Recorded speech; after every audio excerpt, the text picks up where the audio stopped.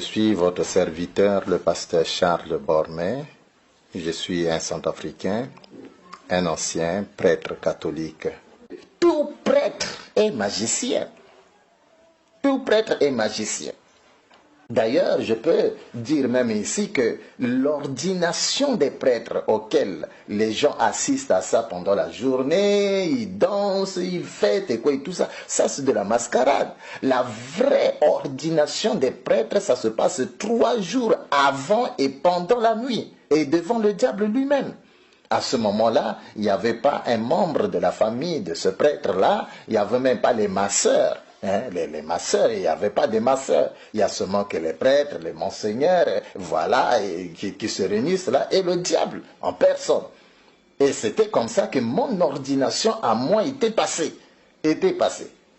Même ma propre famille ne savait même pas que j'étais déjà ordonné. Parce que les gens qui parlent beaucoup, ce sont les chrétiens. Et aussi longtemps que quelqu'un parle beaucoup, ça lui sera difficile de devenir grand dans sa vie. Ça lui sera difficile de devenir grand dans sa vie. Alors, pendant cette ordination-là qui se passe 3 jours avant et pendant la nuit, qu'est-ce qui se passe? On met le jeune prêtre maintenant debout. Il se tient debout. Et maintenant, on va amener maintenant dans un verre la règle de nos mamans païennes. Je dis très bien de nos mamans païennes, pas les mamans chrétiennes, non. Voilà pourquoi dans la vie, il faut refuser d'être païen. Il faut refuser d'être païen, il faut refuser de mourir païen. Parce que les païens, il y a une grande souffrance qui les attend. Grande souffrance qui les attend. Alors, parce qu'il y a 2 choses qui peuvent faire de sorte que quelqu'un meure tout de suite même, pendant que nous parlons. 2 choses. Il y a la règle de nos mamans païennes là, ça peut tuer quelqu'un à la seconde, et il y a aussi l'eau. Et quand je parle de l'eau, c'est évidemment c'est l'eau que nous buvons, c'est l'eau qu'on se lave avec et tout ça. Cette eau peut aussi tuer quelqu'un à la seconde. Parce que les choses dont je dis... vous savez, la terre, c'est un mystère. Et les gens qui maîtrisent le mystère de la terre, ce ne sont pas les pasteurs, ce sont les prêtres qui maîtrisent le secret, le mystère de cette terre sur laquelle nous marchons. Nous marchons. Alors, on prend maintenant la règle de nos mamans païennes là, on donne maintenant à ce jeune prêtre là pour boire. Mais dès qu'il va boire seulement un peu, l'esprit qui est en lui va sortir à la seconde, wap, et lui il va tomber maintenant par terre, va tomber, même s'il est mince comme moi là, il va gonfler sur la terre comme ça, il va gonfler comme ça. Parce que la chose qui fait de sorte que nous sommes ce que nous sommes, vous êtes ce que vous êtes, la mince, quoi, la forme et tout ça, c'est l'esprit qui est en vous. Mais dès lors que l'esprit là sort de vous, vous devenez maintenant informe. Devenir informe, même la tête là, ça peut gonfler comme ça. Les pieds, ça gonfle comme ça. Les mains là, comme ça. Ça fait peur. Mais comme de l'autre côté là-bas, il n'y a pas la peur. Tout le monde regarde ça, c'est normal. Donc il tombe par terre, il gonfle maintenant comme ça. Et 2 autres prêtres viennent maintenant, ils le soulèvent maintenant. Il est comme ça. Il est comme ça. On le soulève ici, on le soulève comme ça. À ce moment-là, le diable va quitter maintenant son trône là où il est assis. Il va venir entrer maintenant dans la personne maintenant. Mais dans l'homme, il y a 2 portes. Comme vous êtes là, il y a 2 portes en vous.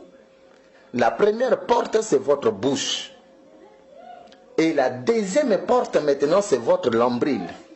Nombril. C'est ça la deuxième porte. C'est par les nombrils ici que les sorciers entrent dans votre vie, ils sortent. Les cauchemars que vous voyez pendant la nuit, c'est par le nombril, ça entre là. La mort, ça entre là par l'ombril ici. Les maladies que vous avez, tout ça, ça entre par l'ombril ici. Voilà pourquoi quelqu'un, aussi longtemps qu'on ne ferme pas cette porte-là, il va mourir vite, très vite. Et c'est la raison qui fait qu'entre les pasteurs et les prêtres, les gens qui meurent beaucoup, comme des cabris qui tombent à tout moment, ce sont les pasteurs. Mais les prêtres ne meurent pas comme les pasteurs qui meurent à qui tombent comme des chiens. Et non, et comme ça. Parce qu'ils savent certaines choses. Alors, quand le diable quitte là-bas, il vient, il va entrer maintenant par la bouche. Par la bouche de la personne. Et ça fait peur. Parce que quand il va entrer par la bouche, la personne va se torturer comme ça. Et le diable entre maintenant en lui. Dès que le diable entre maintenant en lui, maintenant, on le laisse. Il est maintenant sur ses genoux maintenant. Quelques minutes maintenant, le diable sort. Toujours, il s'assoit sur sa chaise. Et il pose la question maintenant à la personne. Comme je viens d'entrer en toi, tu vas me donner quoi? Et cette même question aussi se pose aussi dans le christianisme. Comme nous recevons Jésus-Christ comme notre Seigneur et notre Sauveur, Jésus-Christ aussi nous pose aussi la même question. Mon fils, ma fille, comme je viens d'entrer en toi, tu me donneras quoi? C'est comme ça que les bébés spirituels, je dis bien, les bébés spirituels, ils disent, oh, je donne mon esprit, je donne mon âme, je donne mon corps. Mais pour le diable n'a pas besoin de l'esprit. Le diable n'a pas besoin du corps. Le diable n'a pas besoin de l'âme. Non, il n'a pas besoin de ça. Quand il te pose une question comme ça, le diable s'attend à une réponse palpable, quelque chose qu'on peut voir, qu'on peut toucher, qu'on peut toucher, voir et tout ça. Et c'était comme ça avec moi. Moi, Charles, quand le diable m'avait posé cette question, Charles, qu'est-ce que tu vas me donner? Je lui ai dit, je donne notre maison. Notre maison. Ce n'était pas ma maison, c'est la maison de mon papa. Mon papa était encore dans la maison, ma mère était dans la maison, mes frères et sœurs étaient dans la maison. Mais j'ai donné ça au diable. J'ai donné ça au diable. Quelques jours seulement après mon ordination, comme ça, pendant la journée, vers 8 heures du matin, un feu est sorti, d'où le feu a pris la maison est brûlée. Même une aiguille, on n'a même pas pris ça. On n'a même pas pris ça. On m'a téléphoné à la paroisse, et Charles, la maison est brûlée ici. J'ai pris la voiture, je suis arrivé, j'ai fait semblant de pleurer. Mais je savais que c'était moi qui avais sacrifié la maison. Donc, quand le diable te pose une question pareille, qu'est-ce que tu vas me donner? Tu vas lui donner des choses palpables, quelque chose qu'on va voir. Qu'on va voir. Et après cela, on va maintenant donner à la personne maintenant des livres sataniques. Il y a le Liber 888, il y a le Liber 777, et il y a l'art puissant de la magie romaine, c'est un livre satanique. Dans ce livre-là, tout ce qui se passe ici sur la terre est déjà écrit déjà par le diable depuis l'an 715, avant même Jésus-Christ, notre Seigneur Jésus-Christ. Donc tout, il n'y a pas d'hasard qui se passe ici sur la terre. Tout a été déjà écrit par le diable. Tout ce qui se passe, même l'arrivée des présidents sur la tête de nos nations, les accidents des avions, les éboulements, les catastrophes, tout ce qui se passe, tout a été déjà écrit par le diable déjà. Et tout était dans ce livre-là qu'on appelle l'art puissant de la magie romaine. À côté de ces livres-là, on va donner à la personne maintenant le miroir. Un miroir maintenant, un petit miroir qui va permettre aux prêtres sataniques maintenant de lire maintenant, de contrôler la volonté de toute sa famille. Contrôler la volonté de toute sa famille. Parce qu'au début, le prêtre ne tue pas. Il ne tue pas. Mais il va tuer par après. Mais au début, il ne tue pas. Au début, il donne seulement la bénédiction de sa famille et tout ça au diable. Voilà pourquoi, si vous constatez très bien, la majorité des frères, des familles des prêtres vivent dans la pauvreté. Ce sont des gens pauvres. Si vous prenez les frères des prêtres, vous prenez les sœurs des prêtres, elles ne se marient même pas. Et même si elles se marient, elles n'ont même pas d'enfants. Elles sont dans la pauvreté. Il n'y a que le prêtre lui seul qui est entre guillemets béni. Et tout le monde dépend seulement de lui seulement. Dépend seulement de lui. Comme ça. Ils ne travaillent pas, ils sont des chômeurs et quoi, et tout ça. La majorité des sœurs biologiques des prêtres, ce sont des prostituées. Et elles n'ont pas de mari et quoi, et tout ça. Voilà, parce que le prêtre là a pris toute la bénédiction de la famille, il a donné ça au diable, etc. Alors, donc, il y a le miroir, on donne aussi ce qu'on appelle la boule cristal. La boule cristal, c'est quelque chose de petit comme ça. C'est comme le globe terrestre. Si vous allez dans le bureau du prêtre, vous allez voir ça sur son bureau. Vous pouvez penser que non, c'est le globe terrestre, alors que ce n'est pas le globe terrestre. C'est ça la boule de cristal. Même dans les magasins, dans les boutiques des satanistes, vous pouvez voir ça. Mais ce boule cristal-là, la nuit, si on pose ça ici, dans cette maison ici, ça va éclairer cette maison ici. Même si c'est une aiguille qui tombe, nous allons voir ça. Vous allez voir, vous allez prendre ça. Mais si un enfant de Dieu qui craint Dieu, dès qu'il entre dans cette maison, la boule cristal, ça s'éteint de lui-même. Et le sataniste sait déjà que non, celui-là, c'est un enfant de Dieu. Hein? Même si vous allez passer 2 heures du temps dans cette maison-là, ça ne va pas s'éteindre. Mais quand vous allez sortir de cette maison-là, ça s'éteint de lui-même maintenant. S'éteint de lui-même maintenant. Il y a le boule cristal là. Il y a aussi la mouchoir qu'on donne aussi aux prêtres, tout ça. Hein? Le mouchoir satanique et tout ça. Donc, on donne ces éléments-là aux prêtres. Tout ça, c'est pendant cette ordination qui se passe 3 jours avant et pendant la nuit. Mais, à côté de cela, il y a ce qu'on appelle l'école de la magie romaine. Cette école de la magie romaine, ça ne se passe pas ici sur la terre, non. Le petit séminaire, le moyen séminaire, le grand séminaire, ça c'est de la distraction. C'est quand la personne termine le petit séminaire, il termine le moyen séminaire, il termine le grand séminaire, il est déjà ordonné diacre. C'est à partir de ce moment-là que les choses sérieuses commencent. Les initiations commencent. Donc même un petit séminariste, s'il écoute mon témoignage là, un moyen séminariste, s'il écoute mon témoignage là, un grand séminariste, s'il écoute mon témoignage là, lui-même il serait étonné. Parce que lui ne connaît rien. Lui-même il serait étonné d'écouter ces choses-là. Parce que pourquoi? Parce que ce monsieur de petit séminaire là, ce monsieur-là, ce garçon-là de moyen séminaire, grand séminaire là, lui on peut le chasser demain. On peut le chasser. Voilà pourquoi on ne peut pas mettre à sa disposition des secrets pareils. Mais lorsque la personne est déjà ordonnée diacre, il se prépare maintenant à l'ordination presbytérale. C'est là où maintenant l'initiation proprement dite commence maintenant. Et l'école de la magie romaine, là, ça se passe dans le monde Amsterdam. On appelle ça aussi le domaine marial. Je pense qu'un jour, quand j'aurai le temps de parler vraiment de ce monde qu'on appelle le monde astral, le monde Amsterdam, qu'on appelle aussi le domaine marial, je vais vraiment aller en profondeur. Alors, donc, ce monde-là se trouve où? Ce monde se trouve là où passent les avions. Les gens sont là-bas. Les gens ne sont pas seulement ici sur la terre, ici, l'Afrique, l'Europe, l'Asie, l'Océanie, l'Amérique. Non, 7 milliards de personnes, non. Dans l'univers, il y a 8 mondes. 8 mondes. Et dans les 8 mondes, Dieu n'a seulement qu'un seul monde qui est le paradis. Les 7 autres mondes-là appartiennent au diable. Notre Seigneur Jésus-Christ, Dieu, il a seulement un seul monde qui est le paradis. Les 7 autres mondes-là appartiennent seulement au diable. Et c'est le diable qui est le maître de ce monde-là. Donc le monde Amsterdam qu'on appelle le domaine marial, c'est le monde du diable. Un enfant de Dieu, un chrétien ne peut pas aller là-bas. Ne peut pas aller là-bas. Donc là-bas, il y a des gens qui vivent exactement comme nous vivons ici sur la terre.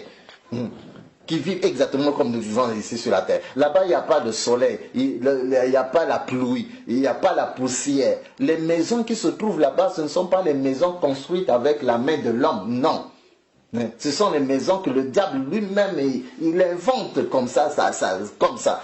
Il y a des belles routes là-bas. On n'a rien ici sur la terre ici. Non, on n'a rien ici sur la terre. Donc c'est là-bas que ça se passe, l'école là de la magie romaine. Nous quittons ici sur la terre, à la paroisse, nous quittons à 7 heures pour aller là-bas, étudier là-bas. Nous quittons là-bas à 12h30 pour revenir ici à la paroisse. Nous mangeons, nous faisons la sieste. 14h, nous quittons encore ici pour aller encore là-bas. Étudier là-bas et nous quittons là-bas à 17h pour revenir ici. Et pour aller là-bas, il y a de ceux-là qui partent là-bas avec le corps et l'esprit. Donc, vous arrivez à la paroisse, vous le cherchez, il n'est pas là. Il est déjà là-bas. Mais il y a de ceux-là qui partent là-bas avec l'esprit seulement. Ils laissent le corps à la paroisse. Non, vous arrivez, vous le trouvez, le corps est là. Les yeux ouverts, il regarde, mais il n'est pas là. Mais à ce moment-là, il ne faut pas le toucher. Hein, il ne faut pas le toucher. Pourquoi? Parce que dès que vous le touchez comme ça, c'est fini. Quand il va retourner, il quitte là-bas pour retourner dans son corps, il ne va pas retourner. C'est-à-dire que la porte, la deuxième porte, c'est-à-dire qui est l'ombril ici, parce qu'il devrait retourner par cette porte, il doit entrer ici. Or, quand quelqu'un le touche comme ça, la porte est fermée. Il vient, il veut entrer, la porte est fermée, il commence à errer seulement dans l'espace, circuler dans l'espace. Dans 3 jours maintenant, il meurt. C'est comme ça qu'on dit que non, tel est mort sans maladie, tel est mort sans maladie. Mais en réalité, qu'est-ce qui s'était passé? La personne a essayé de sortir de son corps et quelqu'un d'autre est venu le toucher. Voilà pourquoi il est mort comme ça. Il est mort comme ça. Donc, il y a de cela. C'est comme nous sommes à l'église. Même si nous chantons les mêmes cantiques, même si nous disons toujours Alléluia, Amen, mais cependant, on n'a pas tous le même niveau de vie spirituelle. Il y a des bébés spirituels au milieu de nous à l'église, tout comme il y a des hommes et des femmes matures au milieu de nous à l'église. C'est la même chose comme ça. Et dans le domaine de la spiritualité, les gens qui ne veulent pas faire des efforts pour grandir, ce sont les chrétiens. Mais regardez un petit sorcier qui arrive aujourd'hui dans la sorcellerie. Dans 6 mois, il devient grand. Dans 3 mois, il devient grand sorcier. Dans 1 année, il devient grand sorcier. Mais regardez le chrétien. Depuis qu'il est arrivé, et on l'a baptisé, il est là dans l'église, il a fait 10 ans, il avait 50 ans, il est toujours bébé, bébé, bébé, bébé, bébé, bébé. Il ne veut même pas grandir. Hein? Mais ce n'est pas la même chose de l'autre côté là-bas. Les enfants du diable font des efforts chaque jour pour grandir, Par contre, nous, les enfants du diable, on ne veut pas grandir. On ne veut pas grandir. Nous restons toujours des bébés, des bébés. Et comme ça. Alors, donc, il y a de ceux-là qui partent avec l'esprit là-bas, ils laissent le corps ici. Et tout ça. Mais avant que vous alliez dans cette école pour commencer à apprendre les choses là-bas, apprendre l'école de la magie romaine, vous devez d'abord faire une alliance avec le diable. Parce que vous ne pouvez pas marcher avec quelqu'un si vous n'avez pas encore fait une alliance avec lui. Et c'est la même chose dans le christianisme. Tu ne peux pas marcher avec Jésus-Christ sans que tu ne puisses pas faire une alliance d'abord avec lui. Ça ne marchera pas. Si tu veux marcher avec quelqu'un, fais d'abord une alliance avec lui. C'est là que vous allez marcher maintenant ensemble. Alors, maintenant, je devrais maintenant aller dans cette école-là. Mais on me dit, Charles, tu dois d'abord faire une alliance avec le diable. Bon, le diable, je dis le diable à cause de vous. Parce que de l'autre côté là-bas, on ne l'appelle pas diable. On ne l'appelle pas Satan. On ne l'appelle pas Lucifer. On l'appelle grand maître. C'est ça son nom. On l'appelle grand maître. On me dit, Charles, tu dois d'abord faire une alliance avec les grands maîtres. Comme ça, tu vas maintenant commencer à aller dans cette école-là, là-bas. Et le prêtre blanc à la paroisse, il me dit, Charles, prépare-toi. C'est aujourd'hui le jour où tu dois aller faire ton alliance avec le grand maître.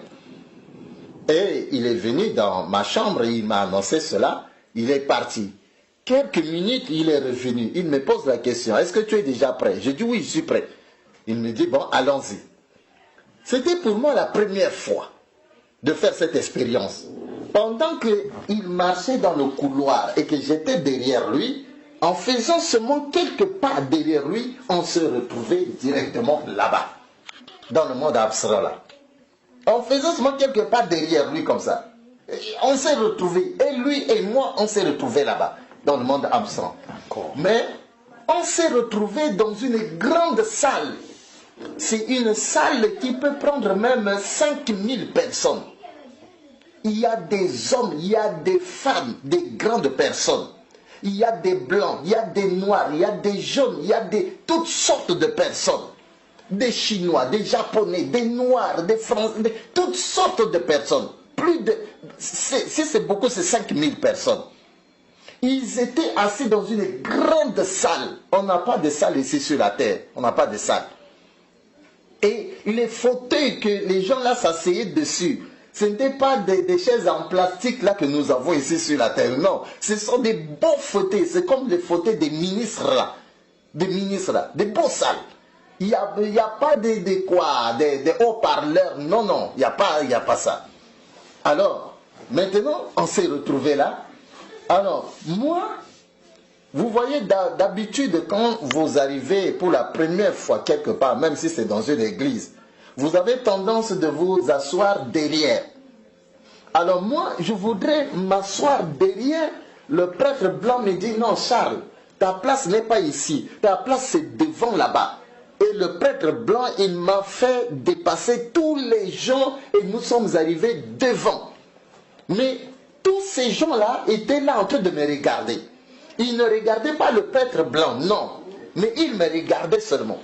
Quand nous sommes arrivés devant, il me dit, attends à ce niveau. Mais de là où j'étais debout, je me suis arrêté, je pouvais voir un peu devant là-bas une table, une grande table. Sur la table, il y a un grand livre. Et j'ai vu 3 stylos, 3 bics. Bic bleu, bic rouge, bic noir. Je pouvais voir ça sur la table là-bas. Et à côté de cette grande table, j'ai vu un trône, une grande chaise en or qui brillait. Et j'ai vu un jeune homme. Ce jeune homme pouvait avoir moins de 11 ans. Moins de 11 ans. Il était assis, mais les yeux de ce jeune homme-là, de cet enfant, c'est comme les yeux de chat. Le chat domestique là. Ses yeux brillaient comme les yeux de chat comme ça. Il me regardait. Alors, le prêtre blanc, il me dit, Charles, va là-bas. Tu vas faire ton alliance là-bas. Tu vas signer dans le livre là. Je suis allé, j'ai regardé le petit là, parce que je ne savais pas que c'était lui le grand maître. On ne m'a pas présenté, il ne s'est pas présenté à moi. Je l'ai regardé, il m'a regardé, il ne dit rien. Alors je me suis avancé, j'ai pris le bic bleu, j'ai ouvert le livre, je voulais signer, le petit l'a refusé. J'ai déposé. J'ai pris le bic rouge, je voulais signer, il a refusé. Je dépose. J'ai pris le bic noir, je voulais signer, il a refusé. Je dépose. Alors là, je me suis énervé. J'ai commencé maintenant à engueuler maintenant l'enfant là. J'ai commencé à dire, mais toi là, ça c'est quelle bêtise que tu es en train de faire comme ça. On me dit de venir signer et je voudrais signer, tu refuses. Pourquoi tu fais des bêtises comme ça? Mais pendant que je disais ça, lui, il me regardait, il ne disait rien. Mais le prêtre blanc qui m'a amené, quand il a vu que j'étais en train de parler comme ça à ce petit-là, il a couru vite. Il m'a dit, Charles, Charles, viens ici. Quand je suis venu vers lui, il me dit, qu'est-ce que tu es en train de dire là-bas? J'ai dit, mais le petit là, il a exagéré. Je voulais signer, il refuse. C'est comme ça que je suis en train de lui blaguer. Alors le prêtre blanc me dit, Charles, ce n'est pas un petit, c'est lui le grand maître. C'est lui le grand maître, c'est lui que les gens de la terre là-bas appellent le diable, Satan, Lucifer, c'est lui. Tu vois tous ces gens qui sont assis ici là? J'ai dit oui. Il me dit, ces gens-là sont venus pour assister à ton alliance. Ils sont venus à cause de toi. Et tous ces gens qui sont assis ici là, leur vie dépend seulement de ce grand maître là que tu vois là. Même ta vie à toi, Charles, dépend de lui. Quand j'ai écouté ça, j'ai commencé à trembler de peur. Je voyais déjà la mort déjà. Je me disais, est-ce que là, qu'est-ce qu'il va décider de moi? Est-ce que je vais mourir ici? Ou bien comment? Donc je tremblais. Je tremblais. Mais si déjà pour le diable, je pouvais trembler, à plus forte raison Dieu. Il y a des chrétiens qui ne tremblent même, alors que les satanistes tremblent même devant le diable, ils tremblent même devant le diable. C'est l'obéissance absolue. Mais chez nous, nous voulons prendre Dieu comme notre oncle, notre frère, on ne tremble même pas, on n'a même pas la crainte de lui, rien du tout comme ça. Alors, le prêtre blanc me dit, bon, Charles, comme ça, bon, attends toujours là, hein. Si on t'appelle encore là, va là-bas. Mais, tu vas voir là-bas une lame rasoir. Prends la lame rasoir. Tu vas te blesser ici. Vous voyez ça? Tu vas te blesser ici. Tu vas te blesser ici. Tu vas te blesser ici. Alors, le sang qui va couler, c'est ce sang-là que tu vas prendre maintenant pour signer maintenant avec. Pour signer maintenant avec. On ne signe pas avec les bics là. Non. Tu as fait une erreur. On signe avec le sang. Donc il y a une lame rasoir là-bas. Tu vas voir ça. Prends la lame rasoir, tu vas te couper ici maintenant. Hein, et puis le sang qui va couler, tu prends le sang là, tu vas signer maintenant. Quand il a dit ça, il est reparti pour s'asseoir. Je suis resté debout. Ça n'a même pas fait quelques secondes là, j'écoute encore, on m'appelle. On me dit, Charles, vas-y. Alors là, je suis allé en tremblant, parce que je savais maintenant qui est le petit là. C'était le grand maître. Donc je tremblais. Je suis allé, je l'ai regardé, il m'a regardé, il ne dit rien. J'ai vu la lame rasoir, j'ai pris la lame rasoir, j'ai coupé ici. Le sang commençait à couler, j'ai pris le sang avec ma main, j'ai signé maintenant dans le livre. Quand j'ai terminé de signer, il s'est mis debout. Le grand maître s'est mis debout. Je suis venu vers lui. Il m'a salué, il m'a dit, bienvenue mon fils. Tu es très courageux. J'aime des gens comme toi. Vous écoutez ce qu'il a dit? Il m'a appelé son fils. Tu es très courageux. J'aime des gens comme toi. C'est cette même question-là que je peux poser aux chrétiens aujourd'hui. Est-ce que Dieu peut témoigner de toi que tu es vraiment son fils? Est-ce que Dieu peut témoigner de toi que tu es vraiment sa fille? Est-ce que Dieu peut témoigner de toi que tu es très courageux ou très courageuse? Je ne pense pas. Il y a des gens qui sont dans l'église des paresseux, des négligents. Des négligents, des paresseux. Alors que la Bible dit que le royaume de Dieu appartient aux violents. Aux violents. Le royaume de Dieu n'appartient pas aux paresseux, des gens qui sont ni froids ni chauds. Non. La Bible d'ailleurs dit quoi? Que si tu es ni froid ni chaud là, on va te vomir. On va te vomir. On va te vomir. Donc pour que tu entres dans le royaume de Dieu, il faut que tu sois violent. Tu sois courageux. Tu sois courageux. C'est le courage qui manque à beaucoup de chrétiens. Le courage nous manque beaucoup. Est-ce que Dieu peut témoigner de nous que vraiment nous sommes ses fils, nous sommes ses filles, nous sommes courageux? Mais le diable a témoigné de ça de moi. Ce n'est pas moi qui ai dit au diable, au grand maître que je suis son fils ou bien que je suis courageux. Non, c'est lui-même. C'est lui-même. C'est comme Dieu dans la Bible a témoigné de Job devant Satan, devant le diable. Que Job c'est mon fils, il est intègre devant moi. Ça c'est Dieu qui témoigne d'un homme comme Job comme ça. Mais est-ce que Dieu peut témoigner de bonnes choses de nous? Alors, comment il a dit ça? On m'a pris, on m'a amené, on m'a montré une autre chaise. Je ne suis pas assis dans les mêmes rangées de ces gens-là qui étaient venus assister à mon alliance. On a aménagé une autre chaise là pour moi. Et je me suis assis sur la chaise. Quand je me suis assis sur la chaise maintenant, on a dit on va maintenant louer. Dans la louange, on va louer. Mais cette louange-là, chez le diable, il n'y a pas de choristes. Comme chez nous dans nos églises ici, où il y a des choristes. Non, il n'y a pas de choristes. Ce sont des cantiques, ce sont des CD. Des CD, on met ça dans les instruments. On met ça dans des machines maintenant. Et puis, le son sort maintenant. Et nous dansons. Mais de l'autre côté, quand on parle de louange, tu es qui pour être encore assis? Tu es qui pour être debout? Et puis debout, là, tu restes seulement calme. Tout le monde doit être debout et danser. Et quand je parle de danser là, tu dois danser de manière à ce que le diable te regarde. C'est-à-dire, le grand maître, il te regarde, il sourit. Tu dois danser de manière à attirer même les yeux même du grand maître là vers toi. Il faut qu'il te regarde et qu'il sourit. Voilà. Mais si je pose la question, nos louanges que nous faisons dans nos églises là, est-ce que Dieu peut même nous regarder? Dieu peut sourire?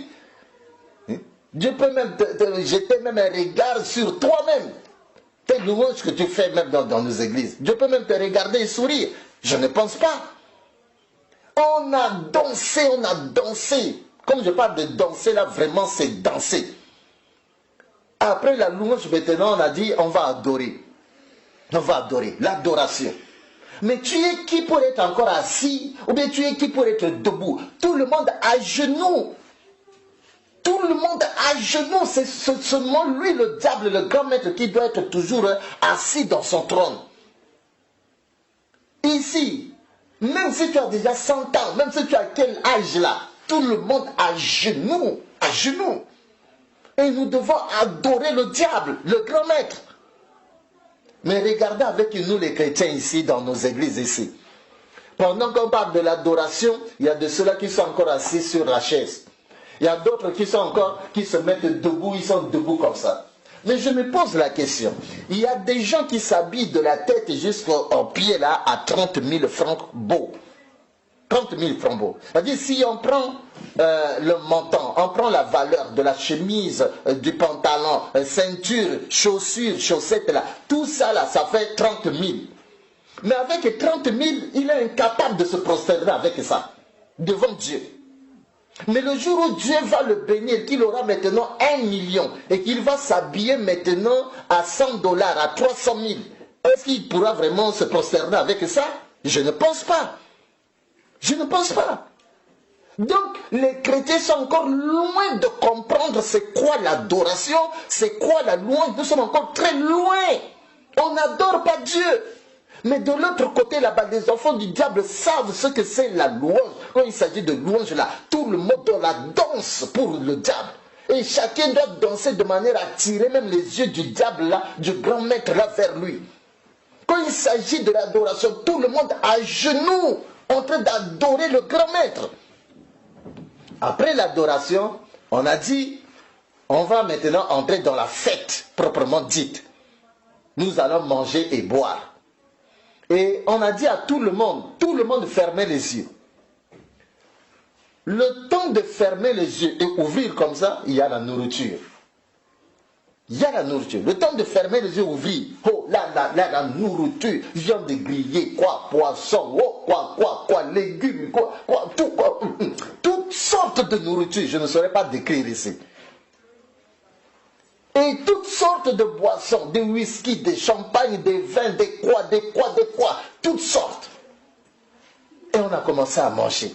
On a mangé, il y a la musique, on a bu, il y a la danse, c'est la fête. Toute cette fête-là, c'est à mon honneur, à moi.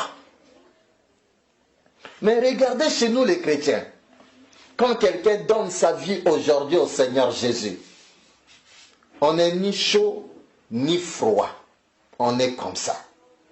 Mais chez le diable, quand quelqu'un arrive aujourd'hui chez le diable, mais c'est une grande fête. C'est la fête des fêtes. Mais chez nous les chrétiens, on n'est ni chaud ni froid. On est là seulement comme ça. Seulement comme ça. Seulement comme ça.